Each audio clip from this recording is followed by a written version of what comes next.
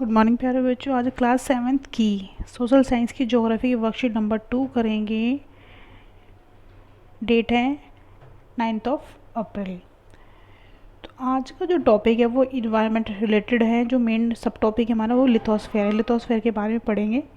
उससे पहले हम समझ लेते हैं कि इन्वायरमेंट क्या होता है। देखो, हमारे आसपास जितनी भी चीज़ें होती हैं, एनिमल्स को देखते हैं, एटमॉस्फेयर जो हमारे पास है, हाइड्रोस्फेयर जिसमें जो जल वाला पार्ट आ जाएगा, पानी, रिवर्स, सी। लिथोस्फेयर में लैंड मास जैसे प्लेन्स, हिल्स, तो ये सब इसमें आ जाएगा। बायोस्फेयर में आपका आता है, एटमॉस्फेयर में आपका एयर वाला पार्ट आ जाएगा।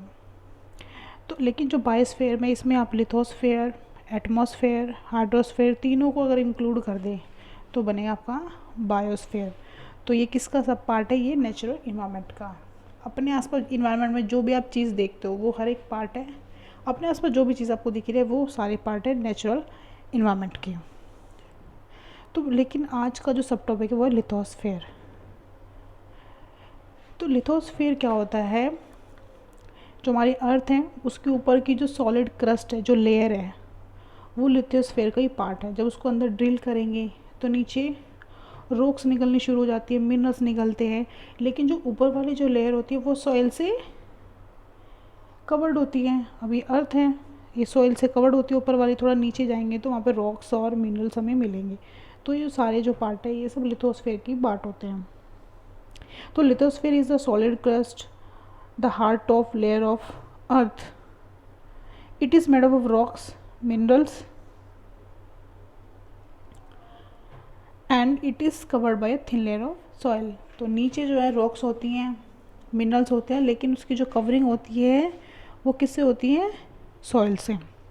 It is an irregular surface, various land forms such as mountains, plateaus, plains, valleys. तो जो लैंड मास है जिसपे प्लांट्स भी रहते हैं, प्लांट्स भी उगते हैं, सारे एनिमल्स भी रहते हैं, वो सब लिथोस्फेयर का पार्ट है। और उसमें आपको देखो जो लैंड फॉर्म्स है वो बहुत सारी फॉर्म में पाया जाता है। जैसे कहीं पे पहाड़ होते हैं, कहीं पे पठार होते हैं, कहीं मैदान होते हैं। जो समतल होता है,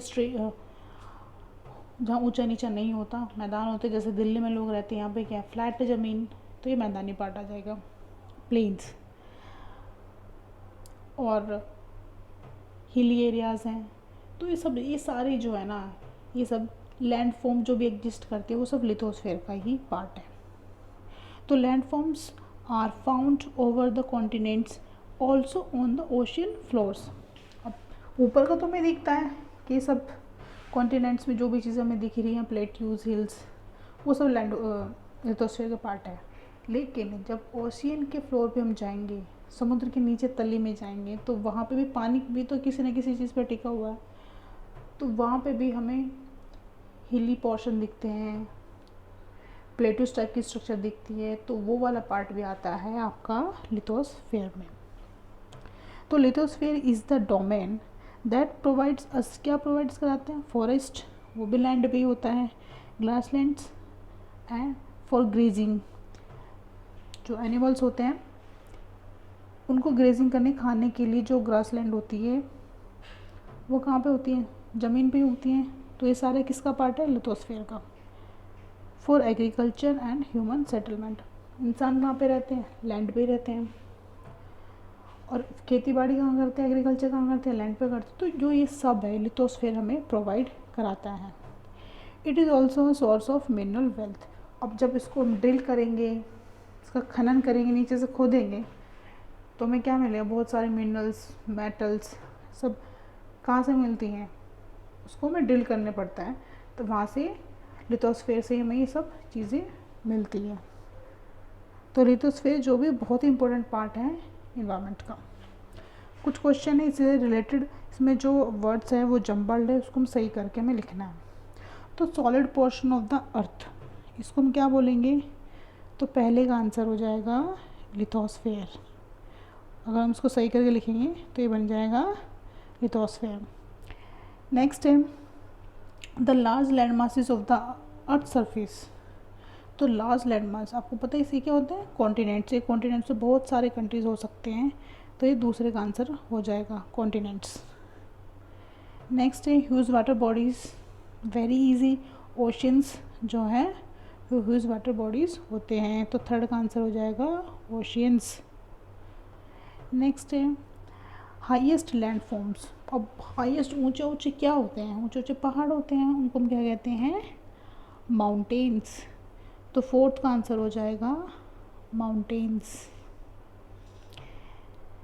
नेक्स्ट है फ्लैट लैंड मास। अब फ्लैट क्या होता है, प्लेन्स होते हैं, तो प्लेन्स आप यहाँ से लिख सकते हो, प्लेन्स। ये हो जाएगा फिफ्थ का answer.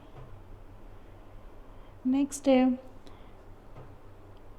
A large high or flat land, तो इसमें आ जाएगा प्लेट्यूज़।